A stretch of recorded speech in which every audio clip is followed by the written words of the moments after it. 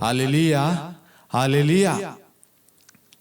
प्रभु यीशु क्रिस्त में प्यारे भाइयों और बहनों, आज हमारे मनन चिंतन का विषय है अविश्वास और संदेह।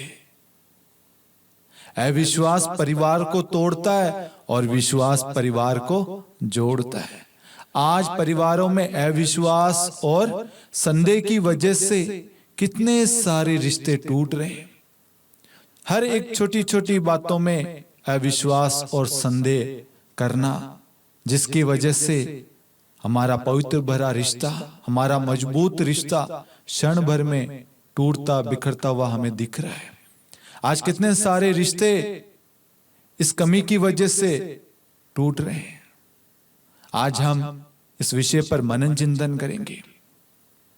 सबसे पहले मैं आपको अविश्वास और संदेह के ऊपर बाइबल से एक उदाहरण, एक कहानी, एक दृष्टांत सुनाना चाहता हूं। आप सभी ने उस दृष्टांत को पढ़ा होगा, समझा होगा कि प्रभु लहरों पर, समुद्र की लहरों पर चलते हुए आते हैं और शिष्य जो नाव पर सवार थे वो एकदम से देखते हैं और डर जाते हैं कि ये तो प्रेत है, लेकिन प्रभु कहता है ये मैं हूं। तो पेतरुस कहता है यदि प्रभु आप है तो आज्ञा दीजिए मुझे अपने पास आने की। प्रभु आज्ञा देते हैं और वह प्रभु के पास जाने के लिए तैयार होता है। देखिए, समझिए, आज आपका परिवार भी प्रार्थना करने वाला परिवार है। आपका परिवार भी रोज चर्च जाता है, अच्छे कार्य करता है, लेकिन एक समय आता है जब आपके विश्वास को प्रकट करना, अपने विश्वास पर खरा उतरना, अपने विश्वास पर दृढ़ रहना, आपकी भी परीक्षा का समय आता है। प्रभु ने कहा, पेतरुस ने किया। पेतरुस ने प्रभु से कहा, प्रभु ने कहा आ जाओ। वह विश्वास करता है कि प्रभु कहेगा और मैं प्रभु के पास चला जाऊंगा।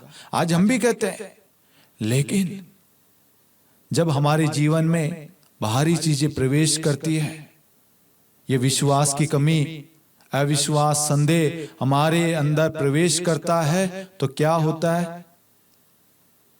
जैसे पेतरुस प्रभु पर दृष्टि लगाए रखता है, तब तक वो पानी पर चलता है। जैसे ही बिजली कड़कती है, हवाएं चलती है, लहरें उठती है, चिंताएं आती है, उसका ध्यान प्रभु से हटकर उन बाकी सांसारिक चीजों पर, अन्य चीजों पर जब उसका ध्यान पड़ता है तो वो प्रभु से दूर हो जाता है। प्रभु की छत्र छाया से, प्रभु की सुरक्षा से, प्रभु के सुरक्षा के कवच से दूर हो जाता है। प्रभु ने आपको, मुझको, हम सबको सामर्थ्य, शक्ति, सब कुछ प्रदान किया है। हमारे हाथों में सब कुछ है। हम चाहे अपने परिवार को जोड़े रख सकते हैं, हम चाहे अपने परिवार को बिखेर सकते हैं। जो प्रार्थना करता है, वचन पर दृढ़ रहता है, वचन के अनुसार अपना जीवन व्यतीत करता है, वो अपने परिवार को जोड़े रखता है। और जो प्रार्थना करता है, वचन पढ़ता है, लेकिन उसके अनुसार अपना जीवन व्यतीत नहीं करता, वो अपने परिवार को संकट में, मुसीबत में डालता है। जब तक पेतरुस प्रभु पर ध्यान दे रहा था, प्रभु की ओर उसने दृष्टि लगा रखी थी, उसके जीवन में सब कुछ अच्छा था। वो चल पा रहा था, देख पा रहा था, कोई भी चिंता उसे सता नहीं रही थी। लेकिन जैसे चिंताएं आई, समस्याएं आई, उसका ध्यान प्रभु से हट गया और उन चिंताओं में पड़ गया। आज ऐसे हमारे जीवन में ये चीजें प्रवेश कर रही है बाहरी रूप से। हमें प्रभु का प्रेम का अनुभव नहीं होता। हमें अपनी पत्नी के लिए, अपने पति के लिए, अपने बच्चों के लिए, अपने परिवार के लिए प्रेम का अनुभव नहीं होता। पत्नी कहती है आजकल आप वैसे बात नहीं करते, आजकल आपके पास में समय ही नहीं है, आजकल आप मुझसे बात नहीं करते, आजकल आप मेरी तारीफ नहीं करते। पति कहता है तुम्हारे पास आजकल मेरे लिए समय नहीं है, तुम बदल गई हो, तुम हमेशा अपने कामों में व्यस्त रहती हो, अपनी चीजों में खोई रहती हो। आखिरी बार आप लोगों ने अच्छे से बात कब की हो आपको याद नहीं होगी। आज परिवार में यही चीजें हो रही है। हमारा ध्यान प्रभु से हट गया है, हमारी सोच प्रभु से अलग हो चुकी है। जिस ईश्वर ने जोड़ा उसी ईश्वर पर हम संदेह, अविश्वास रख रहे हैं। देखिए मेरे प्यारे भाइयों और बहनों, जैसे उसकी दृष्टि प्रभु से हटी, प्रभु का सुरक्षा का कवच उसके जीवन से हटा, वो समुद्र की गहराई में डूबता गया। उस वक्त वह डूबता जा रहा है, उसके साथी लोग भी है लेकिन कोई भी साथी उसकी सहायता नहीं कर रहे। आज आपको लग रहा है वो मेरा दोस्त, वो मेरा पड़ोसी मेरी सहायता करेगा, मेरी मदद करेगा। ये सही है, ये गलत है, लेकिन समय आने पर हो सकता है वह आपका साथ ना दे। हो सकता है उनकी वजह से आपके जीवन में, आपके परिवार में, आपके खुशहाल जीवन में परेशानी आ रही हो। आज संदेह, अविश्वास कहां से उत्पन्न हो रहा है? बाहरी चीजों से, किसी और का हमारे जीवन में आना, इंटरफेयर करना, किसी और की उपस्थिति। ये बाहरी चीजें तब प्रवेश करती है जब हम अपने जीवन में प्रभु को अधिकार नहीं देते, हमारा ध्यान प्रभु से अलग हो जाता है। तब जब तक हमारी दृष्टि प्रभु पर बनी रहती है, हमारा ध्यान प्रभु पर बना रहता है, तो हमें बाहरी चीजें तोड़ नहीं सकती, बाहरी चीजें कोई प्रवेश नहीं कर सकती। लेकिन जैसे हम उनको अवसर देते हैं बाहरी चीजों को प्रवेश करने के लिए, तो हमारा ध्यान बाहरी चीजों में हो जाता है और प्रभु को हम अपने जीवन से दूर कर देते हैं। वह डूब रहा था, पेतरुस समुद्र की गहराई में डूबता जा रहा था, और उस क्षण हृदय से वो पुकारता, प्रभु मुझे बचाइए। तुरंत प्रभु अपने हाथ को बढ़ाकर उस गहराई से उसे बाहर निकालता है और कहता है, हे अल्पविश्वासी, तूने विश्वास क्यों नहीं किया? हे अल्पविश्वासी, तूने संदेह क्यों किया? आज हमारे अंदर विश्वास की कमी है और संदेह भरा पड़ा है। पति को पत्नी पर, पत्नी को पति पर, माता पिता को बच्चों पर, बच्चों को माता पिता पर। बच्चे सोचते माता पिता मुझसे प्यार करते भी हैं क्या? संदेह आ गया। ये मेरे माता पिता है, बोलते हैं बहुत सारे, उनको संदेह है। मेरे माता पिता होते, मुझसे प्यार करते, तो मेरे साथ ऐसा व्यवहार, ऐसा आचरण नहीं करते, मुझसे बात करते, मेरे साथ समय व्यतीत करते। उनको आजकल माता पिता से रिश्ता ऐसा लगने लग गया है जैसे मजबूरी वाला रिश्ता, एक डिस्टेंस, एक दूरी आ गई है। ऐसे पति को पत्नी से, पत्नी किसी से हंस ले, बातचीत कर ले, थोड़ी देर मोबाइल से किसी से बात कर रही हो, संदेह, किससे बात कर रही हो, कि मन में संदेह उत्पन्न हो रहा है। कोई तो है इसकी लाइफ में, ये हंस रही है, ये मेरे साथ तो हंसती नहीं है, ये मुझसे तो इस तरीके से बात नहीं करती, देखो घंटों हो गए।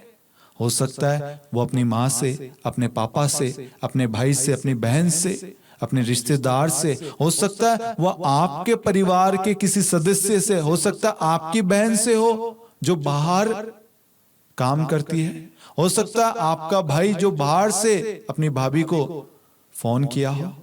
ऐसी सेम सिचुएशन आपके पति की हो सकती है। मेरा पति मेरे से तो ऐसे बात नहीं करता, देखो उसके साथ कितना खुश है। संदेह। आज यही अवस्था हर एक दंपति की, पति पत्नी के बीच में चल रही है। एक दूसरे पर ब्लेम करना, एक दूसरे पर आरोप लगाना, एक दूसरे पर आरोप, एक दूसरे की कमी गिनाना। तू गलत है, तू धोखा दे रही है, तू ऐसा कर रही है, तू वो कर रही है। अब हम अलग नहीं है। सबसे पहले हमें यह समझना होगा हम दोनों अलग नहीं है, हम एक है। और आज आपके बीच में ये दूरी, ये कड़वाहट, ये मनमुटाव आया है, उसके पीछे कारण क्या है? कभी आपने जानने की कोशिश की, समझने की कोशिश की? जब आपके प्रेम का, आपके बातचीत का समय था, तब तो आप अन्य चीजों में व्यस्त थे, और आज आप कमियां निकाल रहे, कमियां ढूंढ रहे। जब पत्नी को आपके साथ की, आपकी उपस्थिति की, आपके सहारे की जरूरत थी, उस वक्त आपने उसका साथ नहीं दिया। और पति को जब आपके साथ की जरूरत थी, जब वह दुख में था, पीड़ा में था, उस बुरी परिस्थिति में था कि उस वक्त कोई नहीं था उसकी मदद करने वाला, उसको सहारा देने वाला, वो सोच के बैठा था कि मेरी पत्नी तो मेरा साथ देगी, मुझे समझेगी। लेकिन पत्नी अपने कामकाज या अपने मोबाइल फोन, अन्य चीजों में व्यस्त हो गई। उसे अपने परिवार की नहीं, बल्कि अपनी जरूरतें, अपनी इच्छाओं को पूरा करना जरूरी लगा। ये सिर्फ पत्नी के लिए नहीं, ये दोनों के लिए, ये हस्बैंड वाइफ दोनों के लिए लागू होता है। और आप दोनों अच्छे से जानते हैं आपके रिश्ते में क्या चीज बाधा बनकर, समस्या बनकर आई है।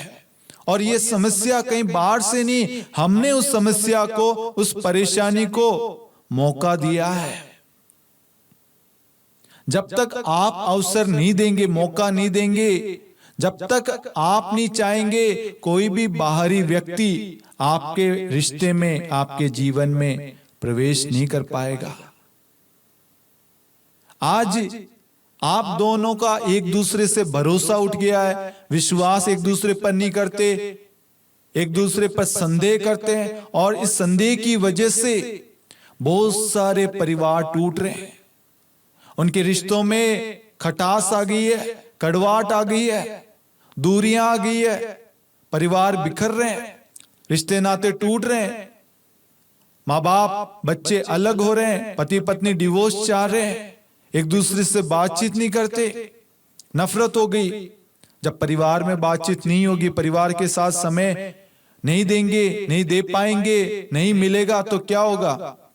व्यक्ति बाहर फिरेगा, बाहर समय निकालेगा, बाहर खुशियां ढूंढेगा। इसलिए मेरे प्यारे भाइयों और बहनों, हमें समझना होगा और इस परेशानी का समाधान हमें निकालना है, और वो निकलेगा प्रार्थना वचन के द्वारा। हमें अपनी अवस्था को प्रभु के समक्ष लाना है और प्रभु को कहना है, प्रभु आज हमारे रिश्ते में क्यों खटास आ गई है, क्यों कड़वाहट आ गई है, क्यों दरार आ गई है, क्यों हम एक दूसरे को समझ नहीं पा रहे, एक दूसरे पर हम क्यों नहीं विश्वास कर पा रहे।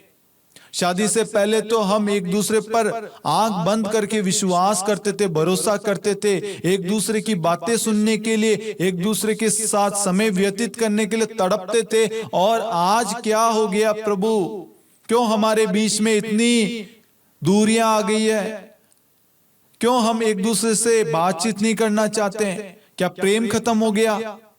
क्या कमी है? जब आप प्रभु को कहेंगे ना, प्रभु आपको सब कुछ बताएगा, समझाएगा। आज हम पवित्र वचन याकूब अध्याय 1 वाक्य 6 में पढ़ते हैं। प्रभु का पवित्र वचन कहता है, किंतु उससे विश्वास के साथ और संदेह किए बिना प्रार्थना करनी चाहिए। उससे यानी आपको विश्वास के साथ और संदेह किए बिना प्रार्थना करनी चाहिए, क्योंकि जो संदेह करता है वह समुद्र की लहरों के सदृश है, जो हवा से इधर उधर उछाली जाती है। Hallelujah, hallelujah. प्रभु का पवित्र वचन क्या कहता है मेरे प्यारे भाइयों और बहनों? हमें विश्वास के साथ प्रार्थना करनी चाहिए और संदेह किए बिना। यदि हमारी प्रार्थना में विश्वास नहीं होगा, यदि हम अपने पति पर विश्वास नहीं करेंगे, यदि हम अपनी पत्नी पर विश्वास नहीं करेंगे, अपने माता पिता, अपने बच्चों पर विश्वास नहीं करेंगे, परिवार के सदस्य एक दूसरे पर विश्वास नहीं करेंगे, तो उनकी प्रार्थना कमजोर होगी, उनकी प्रार्थना की सुनवाई नहीं होगी, उनके जीवन में, उनके परिवार में प्रभु का अधिकार नहीं होगा और प्रभु वहां पर चिन्ह तथा चमत्कार प्रकट नहीं कर पाएगा। और जो व्यक्ति संदेह करता है, हर छोटी छोटी चीज में संदेह करता है, कमियां ढूंढता है, क्रोध करता है, वो समुद्र की लहरों के सदृश है, जो कभी इधर कभी उधर, कभी इधर कभी उधर, जो हमेशा इधर उधर होता रहता है, डगमगाता रहता है, भटकता रहता है, चिड़चिड़ा रहता है, क्रोधित रहता है। उसके अंदर हमेशा दूसरों के लिए नफरत भरी रहती है, दूसरों से उसे ईर्ष्या होती है, जलन होती है, दूसरों के लिए हमेशा मन में बुरा ख्याल, बुरे विचार उसके अंदर भरे रहते हैं। चाहे पति अपनी मां से बात कर रहा हो, पत्नी को जलन होती है, नफरत होती है। चाहे पिता से हो या अन्य किसी पड़ोसी से हो, पत्नी को नफरत। सेम ऐसे ही पत्नी किसी से बात करे, पति को नफरत। आजकल नफरत, संदेह, अविश्वास बढ़ता ही जा रहा है। ये क्यों हो रहा है? इसके पीछे सबसे बड़ा कारण यह है बातचीत की कमी, समय की कमी, समझ की कमी, प्रेम की कमी। प्रभु का पवित्र वचन कहता है सुक्ति ग्रंथ अध्याय 25 वाक्यांश 28 के अंदर, जिस व्यक्ति में आत्म संयम नहीं है वह उस नगर जैसा है जिसकी चार दीवारी गिरा दी गई है। वचन कहता है जिस व्यक्ति में आत्म संयम नहीं है वह उस नगर जैसा है जिसकी चार दीवारी गिरा दी गई है। यदि आपके अंदर आत्म संयम नहीं है, सहन करने की शक्ति नहीं है, कंट्रोल करने की क्षमता नहीं है, तो आपका रिश्ता बिखरा पड़ा है और बिखरेगा। आप छोटी छोटी बातों में अगर आप गुस्सा करेंगे, चिड़चिड़ा व्यवहार करेंगे, आरोप लगाएंगे, दोष लगाएंगे, कमियां ढूंढेंगे, संदेह करेंगे, अविश्वास करेंगे, तो आपका रिश्ता अवश्य टूटेगा। उसमें दरार आएगी, उसमें प्रेम की कमी उत्पन्न होगी, विश्वास की कमी उत्पन्न होगी। इसलिए वचन कहता है जिस व्यक्ति में आत्म संयम नहीं है वह उस नगर जैसा है जिसकी चार दीवारी गिरा दी गई है, मतलब टूट गई है। कोई भी आ सकता है, कोई भी जा सकता है, कोई भी पत्थर फेंक सकता है, कोई भी आया जाया कर सकता है। सबसे पहले हमें अपने परिवार को मजबूत करना है, तो उसके लिए हमें अपने आप को बदलना है। हमें अपने अंदर आत्म संयम उत्पन्न करना है, सहन करने की शक्ति, कम बोलने की शक्ति, सहन करने की शक्ति, सुनने के लिए तत्पर रहना, आज्ञा का पालन करना, जल्दबाजी में अपने मुख से बुरे शब्द नहीं निकालना, जल्दबाजी में क्रोध ना करना, क्रोध के आवेश में आके कुछ ऐसा ना कहना जिसकी वजह से आपका बनता हुआ रिश्ता टूट जाए, बिखर जाए। Hallelujah, hallelujah. जब तक पेत्रुस की दृष्टि प्रभु पर थी वह पानी पर चलता है, और जैसे ही संदेह आया, अल्प विश्वास, विश्वास की कमी हुई, क्या हुआ? वो गहराई में डूबता गया। आज हमारे जीवन में ये सारी चीजें होने के पीछे कारण यही है, संदेह, अविश्वास। आज हम इतने एक दूसरे से नफरत करने लग गए हैं कि एक दूसरे को सॉरी बोलकर हम उस मुद्दे को, उस प्रॉब्लम को उसी वक्त खत्म कर सकते थे, लेकिन नहीं। अपने अंदर एक ईगो, एक एटीट्यूड, एक ऐसा घमंड आ गया है कि झुके तो सामने वाला झुके, मैं क्यों झुकूं, मेरी गलती नहीं है, मैं सही हूं। एक परिवार तब बनता जब हम एक दूसरे को सहन करना, एक दूसरे को समझना, एक दूसरे को प्रेम करना समझते हैं, जानते हैं। अगर आपके परिवार में प्रेम नहीं है, आपका परिवार नहीं है। यदि आप एक दूसरे को समय नहीं दे रहे तो आपका परिवार नहीं है, आपका रिश्ता नहीं है। यदि आप अपनी पत्नी को प्रेम नहीं कर पा रहे, समय नहीं दे पा रहे, उसका साथ नहीं निभा पा रहे, तो आपका परिवार नहीं, आपका रिश्ता नहीं है। ये मजबूरी है, ये बोझ है। आज बहुत सारे रिश्तों में यही हो रहा है, मजबूरी में रिश्ता निभा रहे, प्रेम खत्म, विश्वास खत्म, फॉर्मेलिटी नहीं। मेरे प्यारे भाइयों और बहनों, ये रिश्ता, ये परिवार प्रभु ने आपको दिया है, आप चुने गए हैं। ये रिश्ता प्रभु ने आपके लिए बनाया है। अब आपका कर्तव्य है इस रिश्ते को निभाना। आपकी पत्नी क्या चाहती है? आपकी पत्नी चाहती है आप उससे अच्छे से बात करें, उससे समझें, उसकी केयर करें, उसके साथ में समय व्यतीत करें, उसकी बातों को सुने। वह आपसे बोलना चाहती है, वह आपको कुछ कहना चाहती है, वह आपके साथ में समय व्यतीत करना चाहती है। वह अंदर ही अंदर घुट रही है, टूट रही है, कमजोर हो रही है। यही चीज सेम पति के साथ में है। आप दोनों एक दूसरे को समय नहीं दे रहे, एक दूसरे से बातचीत नहीं कर रहे। इसकी वजह से आप एक दूसरे से दूर होते जा रहे और आपके अंदर नेगेटिविटी, नकारात्मक विचार आते जा रहे। आजकल हमारा प्रेम कम हो गया। आजकल मेरी पत्नी मुझसे प्यार नहीं करती, मेरा पति मुझसे प्यार नहीं करता, वो मेरी तारीफ नहीं करता, वो मेरे साथ समय व्यतीत नहीं करता। बहुत सारे नकारात्मक विचार हमारे अंदर प्रवेश करने लग जाते हैं और धीरे धीरे वो विचार हमारे जीवन में सच बन जाते हैं और हम अपने रिश्ते को इतना कमजोर कर देते हैं, उसे पुनः जोड़ने की कोशिश भी करना चाहें तो कर नहीं पाते।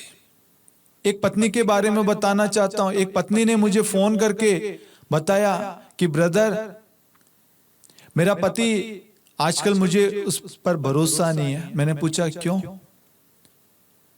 पति ने उनके एक रिलेटिव को अपने घर में लेकर आया और वो रिलेटिव जो आए, हस्बैंड वाइफ, हस्बैंड जो था पीता था। पीने के बाद में वो अपना आपा खो बैठता। पीने के बाद में बोलता कि मेरी पत्नी का उस भाई के साथ में चक्कर चल रहा है। पीने के बाद में वो अपशब्द बोल रहा है, बुरी बातें, बुरे विचार, बुरे शब्द प्रकट कर रहा है। अब पत्नी कितना सुनेगी, कितना सहन करेगी? कम से कम वो हफ्ते भर उस परिवार में रहे। रोज का नाटक यही हो रहा है।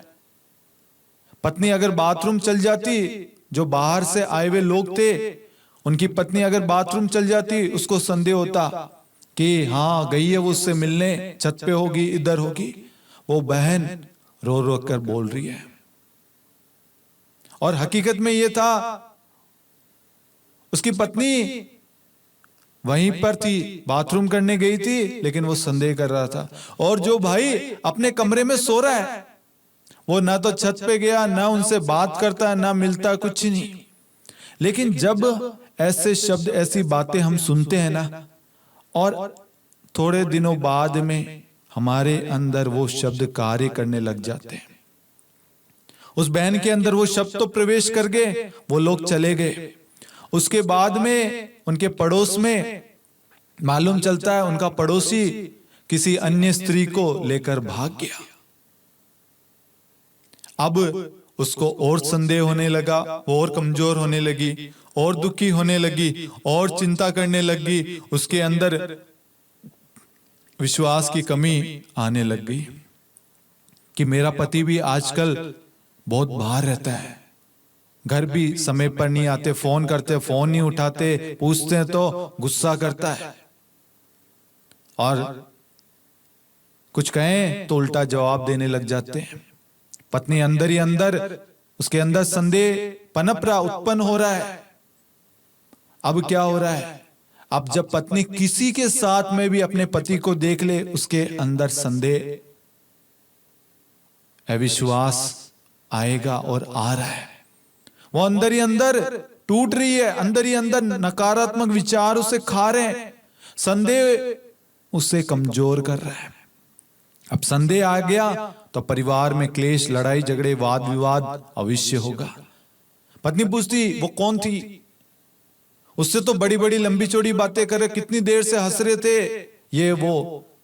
पति भी काफी देर से सुनता और अंत में दोनों के अंदर क्लेश। पति भी पलट के जवाब देता, पत्नी हाँ तुम मुझसे प्रेम नहीं करते, और इस वाद विवाद में, इस बातचीत में क्या होता? पति हाँ तू लायक नहीं है, तू ऐसी है, तू तो मुझ पर भरोसा नहीं करती, तू तो बदल गई है, तू ऐसी है, तू लायक नहीं है, तू सुंदर नहीं है। बहुत सारे कठोर शब्द निकलते हैं। अब उस वक्त क्या होता है, जब पति तो क्रोध में आके ऐसे शब्द बोलता है तो पत्नी को वो शब्द मिल जाते हैं, हाँ सही है, तुम्हें तो वो मिल गई ना, इसलिए मैं तुम्हें सुंदर नहीं लग रही, इसलिए आजकल तुम मुझसे प्रेम नहीं करते, मेरे साथ समय व्यतीत नहीं करते, मुझसे बात नहीं करना चाहते, मेरे साथ में बाहर नहीं जाना चाहते। एक छोटा सा संदेह पूरे परिवार को नष्ट कर देता है। और यदि हम उस संदेह को, उस अविश्वास पर ध्यान ना दे, उसे अपने अंदर लागू नहीं होने दे, एक प्रार्थना करने वाला परिवार अगर ऐसा करता है तो सोचिए क्या होगा। वो परिवार आज पूरी तरीके से बिखर चुका है। उनके पति को समझाने की कोशिश की, पति ने कहा मैं तो ऐसी जिंदगी जीऊंगा, मैं बाउंडेशन में नहीं रह, बाउंड्री या बाउंडेशन में नहीं रहना चाहता, मैं स्वतंत्र रहना चाहता हूं, मैं किसी से भी मिलूं, किसी से भी बातचीत करूं, मुझे कोई रोक टोक पसंद नहीं है। उस भाई को भी समझा कर क्या फायदा, कोशिश करी लेकिन नहीं समझा। मैंने पत्नी से कहा, उस बहन से कहा, बहन एक काम करो, आज से आप अपने मुख से कुछ भी बोलना बंद कर दो। आपका पति कुछ समय बाद में बदलेगा, वो सोचेगा आज मेरी पत्नी क्यों नहीं ताने दे रही, क्योंकि अपनी पत्नी की बातें उसको ताने लग रहे हैं, वो जो कह रही है उसे वो बुरे शब्द, कठोर शब्द लग रहे हैं, उसे लग रहे हैं मेरी पत्नी मेरा बुरा चाहती है, गलत चाहती है, वो मुझे खुश नहीं देखना चाहती। इसलिए मैंने कहा बहन कुछ समय के लिए तुम प्रार्थना करो और प्रार्थना के द्वारा अपने ऊपर कार्य करो कि प्रभु मेरे मुख से कोई भी शब्द ना निकले, इनको जैसा करना है करने दीजिए प्रभु, लेकिन मेरा विश्वास ये है, मैं आपसे प्रार्थना कर रही हूं प्रभु, आपने कहा मांगो और तुम्हें दिया जाएगा, मैं मांगती हूं अपने पति के मन परिवर्तन के लिए प्रार्थना, मेरे परिवार में शांति आ जाए, मेरे परिवार में एकता आ जाए। एक छोटा सा कारण चाहिए परिवार को तबाह होने का, सालों लग जाते हैं विश्वास को बनाए रखने के लिए, उस विश्वास को मजबूत और उस पर अटल रहने के लिए, और एक क्षण में वो विश्वास, वो भरोसा, वो जन्म जन्म का नाता, वो वादे सब चकनाचूर हो जाते हैं। क्या आज हमारा रिश्ता इतना कमजोर हो गया है कि हम एक दूसरे पर विश्वास नहीं कर सकते?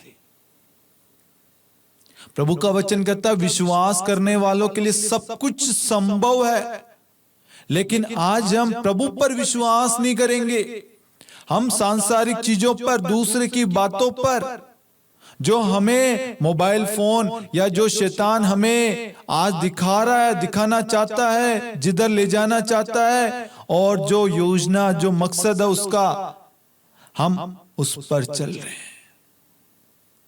प्रभु किसी परिवार को तोड़ना नहीं चाहता। प्रभु ने देखा आदम अकेला है, उससे उसका दुख नहीं देखा गया, इसलिए उसके लिए सुयोग्य जीवन साथी हेवा को बनाया, ताकि वह दोनों एक साथ रहे, एक साथ बातचीत करे, एक दूसरे के साथ समय व्यतीत करे, प्रेम करे, एक दूसरे का साथ दे, एक दूसरे को संभाले, एक दूसरे को हौसला दे, एक दूसरे की मदद करे, एक दूसरे के सुख दुख में एक साथ रहे। लेकिन आज हम क्या कर रहे हैं? हम आज एक दूसरे के सुख दुख में साथ नहीं दे रहे। कोई फंक्शन होगा, पति अलग जाएगा, पत्नी अलग, लोगों को मौका मिल जाता है बोलने का। आज हम सब मौका दे रहे हैं। आपके परिवार में कोई छोटी बात हुई, आपने अपने पड़ोसी को बताई, पड़ोसी ने दूसरों को बताई, दूसरे ने तीसरे। बहुत सारे लोग ऐसे हैं जो शेयर करते हैं, दूसरों को बताते हैं, उनका काम है चुगली करना, बुराई करना। और कुछ लोग अच्छे हैं जो उस परिवार की बात को वहीं रोक देते हैं, कहते हैं कि बहन इस बात को और किसी को मत के, तो ये बात प्रभु को कहे। प्रार्थना करने वाला व्यक्ति ऐसा है, वो उनको सही राह दिखाएगा। लेकिन जिनको मसाला चाहिए, जिनको मजा आता है दूसरों के घर में क्लेश, लड़ाई झगड़े उत्पन्न करना, वो उनकी बातों को फैलाते हैं। और क्या होगा? वो बातें बढ़ती जाएगी, बढ़ती जाएगी, मिश्रण होगा उसमें मसाला लग के जब आपको सुनाई देगा, हुई तो ये चीज थी, लेकिन दुनिया में तो ये फैल गई। बहुत सारी चीजें आज हमारे जीवन में घट रही है, हो रही है। हमें समझना है। प्रभु का पवित्र वचन कहता है इब्रानियों 11:6, यदि आज आप विश्वास करेंगे, अपनी कमजोरियों कमियों को अपने जीवन से दूर करेंगे, आपका रिश्ता पुनः एक हो जाएगा। आपके जीवन से सारी कड़वाहट, सारी खटास, सारे क्लेश, सारी नफरत, ईर्ष्या, बैर भावना, सारी चीजें आज यीशु मसीह आपके जीवन से दूर कर देगा। प्रभु का पवित्र वचन कहता है प्रेम में कोई भय नहीं है, और प्रेम जो है वो भय को दूर कर देता है। प्रेम जो है उसमें कोई भय यानी डर नहीं है, और प्रेम हर पाप को ढक लेता है। यदि आज आपके जीवन में, आपके रिश्ते में प्रेम है, तो आप एक दूसरे को प्रेम से सहन करेंगे, माफ करेंगे, स्वीकार करेंगे, उनकी गलतियों को भुला देंगे, उनको अवसर देंगे, मौका देंगे। एक परिवार में लड़ाई झगड़े, क्लेश, वाद विवाद, चुटमुट, नोकझोंक हर परिवार में होती है। हर परिवार में, ऐसा कोई परिवार नहीं है जिस परिवार में नोकझोंक, चुटमुट नहीं होती। लेकिन वो परिवार के सदस्य उस परिस्थिति को प्रार्थना के द्वारा, वचन के द्वारा संभालते हैं। क्योंकि अगर सामने वाला व्यक्ति क्रोध कर रहा है, लड़ाई कर रहा है, कुछ गलत कह रहा है, तो सामने वाला व्यक्ति शांत हो जाता है और उस बातों को अपने अंदर प्रवेश नहीं करने देता, और प्रार्थना करता है कि प्रभु मेरे पति को क्षमा करना, मेरी पत्नी को, मेरे बच्चे को, मेरे माता पिता को क्षमा करना। ये नहीं जानते ये क्या करे। कलवरी क्रूस से प्रभु ने हम सब मानव जाति के लिए क्षमा मांगी। हम लोगों ने प्रभु को धोखा दिया हर क्षण। प्रभु के साथ में रहने वाले उसके शिष्य, उसके चेले, जिन्होंने चमत्कार सब कुछ देखा था, और जब समय आया, जब प्रभु को जरूरत थी, उस वक्त साथ छोड़ दिया। लेकिन प्रभु ने क्या उनके साथ वैसा व्यवहार किया जैसे उन्होंने किया? नहीं। प्रभु ने एक हमारे सामने एक अच्छा उदाहरण पेश किया और कहा, हे पिता, ये नहीं जानते ये क्या कर रहे हैं। आज क्या आप अपने पत्नी के लिए, पति के लिए, अपने परिवार के लिए, अपने बच्चों के लिए प्रार्थना करते हैं, हे पिता, ये नहीं जानते ये क्या कर रहे हैं? आप तो जानते हैं ना। सवाल पूछिए, क्या आप जानते हैं? आप भी नहीं जानते। यदि आप जानते तो आज आपका रिश्ता टूटता नहीं। ताली एक हाथ से नहीं बजती, एक दूसरे हाथ की भी जरूरत पड़ती है। जब दोनों हाथ आमने सामने होते तब ताली बजती है, आवाज आती है। अगर आपका पति क्रोध कर रहा है, गुस्सा कर रहा है, तो यदि आप शांत रहेंगे, आपकी लड़ाई उसी वक्त शांत हो जाएगी। अगर आप अपने पति के लड़ाई में आप भी बढ़ चढ़कर भाग लेंगे, इधर से एक शब्द, उधर से दो शब्द, इधर से 4 शब्द, उधर से 8 शब्द, वो घर आशीष नहीं पाएगा, उस घर में शांति नहीं ठहरेगी, उस घर में लड़ाई झगड़े, वाद विवाद, क्लेश ही पनपेगा। Hallelujah, hallelujah. प्रभु कहता है प्रेम में कोई भय नहीं है। यदि कोई गलती हो जाती है, कोई झूठ बोला, कुछ भी हो गया, आप अपने परिवार के सदस्यों के साथ, अपनी पत्नी से, पति से शेयर करेंगे ना, सामने वाला व्यक्ति आपको माफ करेगा। मैं आपको बताना चाहता हूं, मैं प्रभु में आने से पहले मेरी काफी सारी गर्लफ्रेंडें थी। मैंने आज तक ये वीडियो में नहीं कहा, आज आपको बोलना चाहता हूं। और मेरी पत्नी जो प्रिया है, उसको मालूम था कि मेरी गर्लफ्रेंड कौन है। लेकिन ईश्वर की एक योजना हुई।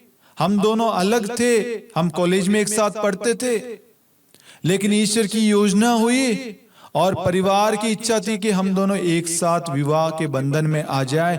तो मैंने अपनी पत्नी से अपनी सारी गलतियां, अपनी कमियां, सब कुछ उसके सामने रखा, ताकि कल उसे कहीं और से सुनने को ना मिले।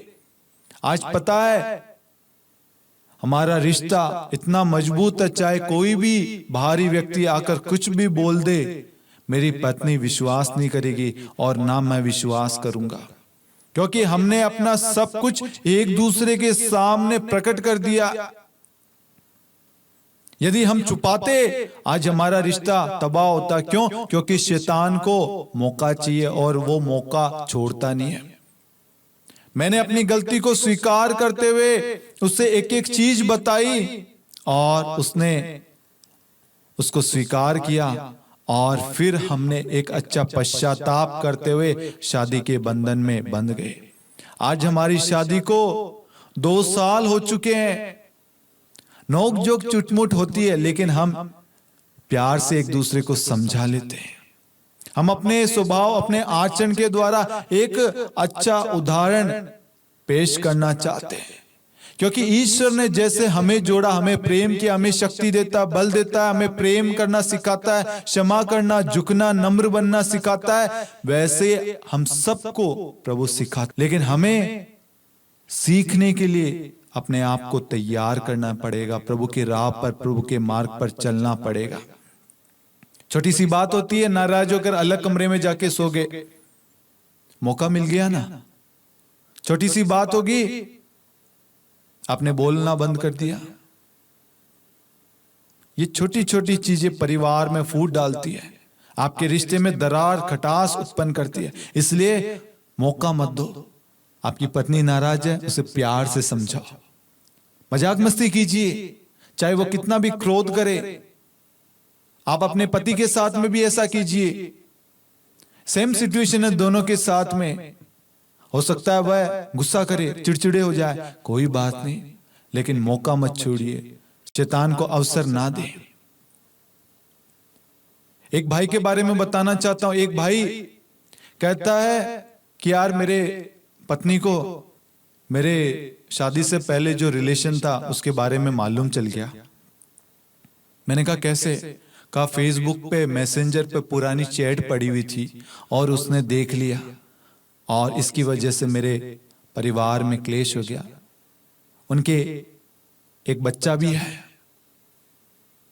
एक अच्छा परिवार आज उस एक गलती की वजह से, उस एक झूठ की वजह से, क्योंकि उसने बताया नहीं, उसने वो चीज हटाई नहीं। बताकर हटाना जरूरी है। यदि उसकी पत्नी को मालूम होता तो वो माफ कर देती, क्षमा कर देती, लेकिन उसको नहीं मालूम, तो इसलिए उस पत्नी को भी बड़ा दुख हुआ। आज उनके परिवार में क्लेश है, लड़ाई झगड़े हैं। आज जैसे बहुत सारे लोगों के जीवन में है, क्योंकि वह अपनी पत्नी के सामने सच प्रकट नहीं करते, अपने पति के सामने सच प्रकट नहीं करते। मैं आपको कहना चाहूंगा, शादी के बंधन में बंधने से पहले अपने अतीत के बारे में एक दूसरे को सब कुछ बताएं। यदि वह व्यक्ति, वह पत्नी, वह बहन या भाई आपको समझता है, आपसे सच में प्यार करता है, ईश्वर की ओर से है, तो वो आपको स्वीकार करेगा। और यदि वो आपके अतीत को देखकर आपको छोड़ेगा तो वो आपसे प्यार नहीं करता। अब आपको देखना है, समझना। आज बहुत सारे नवयुवक युवतियों के साथ में यही हो रहा है। Hallelujah, hallelujah. इसलिए मेरे प्यारे भाइयों और बहनों,